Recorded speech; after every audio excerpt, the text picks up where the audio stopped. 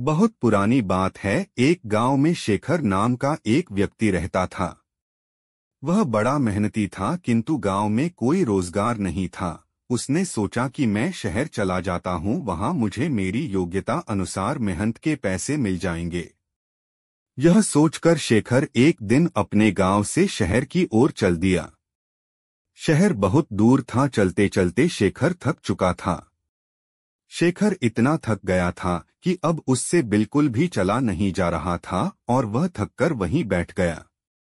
तभी शेखर ने देखा कि वहां से कुछ दूरी पर एक झोपड़ी है और झोपड़ी में एक घोड़ा बंधा हुआ है। शेखर ने सोचा, क्यों ना इस घोड़े को किराए पर ले लूं और इसी से शहर चला जाता हूं। शेखर जैसे तैसे झोपड़ी पर तक पहुंचा। शेखर ने देखा वहां एक व्यक्ति खड़ा हुआ है। शेखर समझ गया कि यह अवश्य ही घोड़े का मालिक है।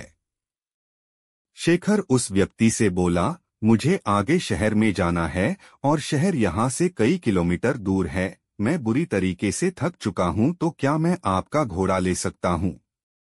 इस पर घोड़े का मालिक झुंझलाते हुए बोला, तुम्हें क्या मैं घोड़ा ऐसे ही दे दूं? शेखर बोला, मैं आपसे घोड़ा फ्री में नहीं लूंगा, इसके बदले मैं आपको घोड़े का किराया दूंगा। घोड़े का मालिक बोला, मैं तुम्हें घोड़ा किराए पर तो दे सकता हूं, किंतु मुझे अभी दूसरे गांव जाना है। अगर तुम मुझे उस गांव तक छोड़ दो तो मैं यह घोड़ा तुम्हें किराए पर दे सकता हूं। शेखर झट से तैयार हो गया। शेखर घोड़े पर आगे बैठ गया और घोड़े का मालिक पीछे। गर्मी के दिन थे, बहुत तेज धूप थी। दोनों चलते चलते थक गए और पसीने से तरबतर हो गए। शेखर बोला, बहुत तेज गर्मी है और थकान भी बहुत हो रही है, कहीं थोड़ी देर आराम कर लिया जाए। दोनों ने इधर उधर देखा, किंतु कहीं भी कोई पेड़ नहीं दिखा। तभी शेखर घोड़े से उतरा और घोड़े के ही छाव में बैठ गया। शेखर थोड़ी देर ही घोड़े की छाव में आराम कर पाया था कि यह सब देखकर घोड़े का मालिक बुरी तरीके से जल गया। घोड़े का मालिक बोला, मैंने तुम्हें घोड़ा किराए पर दिया है, उसकी छाया किराए पर नहीं दी। तुम हटो यहाँ से, इस छाया पर मेरा अधिकार है और मैं यहाँ आराम करूंगा। यह सुनकर शेखर बोला, महानुभाव, आप यह कैसी बात कर रहे हैं? मैंने अगर घोड़ा किराए पर लिया है तो उसकी छाया पर भी मेरा ही अधिकार है। अगर आप चाहें तो आप भी इस छाया में मेरे साथ बैठकर आराम कर सकते हैं। लेकिन घोड़े का मालिक बड़ा जिद्दी था। वह बोला, नहीं नहीं, इस छाया पर सिर्फ और सिर्फ मेरा अधिकार है और मैं ही इसकी छाव में बैठूंगा। तुम हटो यहाँ से।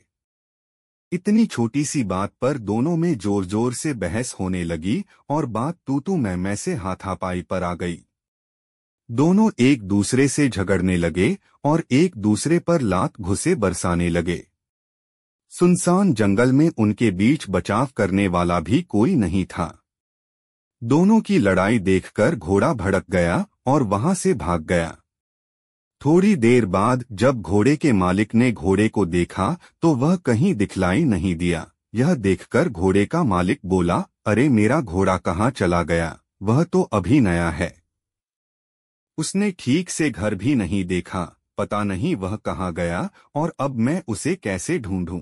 तभी शेखर बोला, अच्छा हुआ तुम जैसे लोगों के साथ ऐसा ही होना चाहिए। अभी तुम छाया के लिए परेशान हो रहे थे, अब घोड़े की काया के लिए परेशान होना। घोड़े के मालिक को अपनी गलती का एहसास हुआ और अपना माथा पीट कर हाय तौबा करते हुए बैठ गया और बोला, मेरे थोड़े से लालच से मेरा कितना बड़ा नुकसान हो गया, मुझे अपनी करनी का फल मिल गया। घोड़े की छाया के लोभ के कारण घोड़े की काया से भी हाथ धो बैठा।